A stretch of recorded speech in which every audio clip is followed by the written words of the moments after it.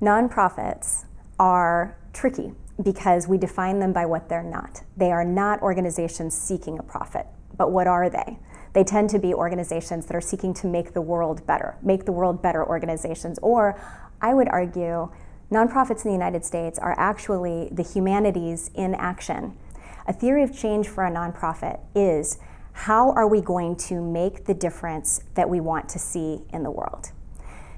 Take the University of Kansas, where we sit today. It is a nonprofit, as are most universities in the US.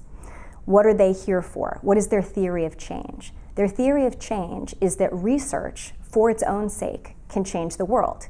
Consider Albert Einstein. If he were working for a corporation, he might have made terrific technological strides, but he probably would not have come up with a theory of relativity. That kind of really incredible world-changing research tends to happen better outside of a profit motive and a quarterly result. But then when you think of a small nonprofit that is seeking to make a change, their theory of change is incredibly important because they're tiny and they don't have a lot of resources, either money or time. So how do they make that decision? My project here at the Hall Center is to look at how scholarship informs theories of change, or could inform theories of change for small nonprofits in general in the United States.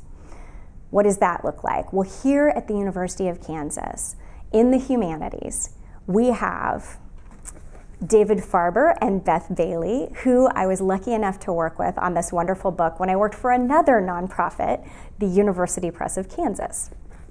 They are looking at social movements and how change happens in the United States. Similarly, David Rediger, our foundation professor in American Studies, Clarence Lang, the head of African and African American Studies here at KU, and also the interim director of the Hall Center. All of these scholars have done work that will tell us what has worked and what hasn't worked empirically.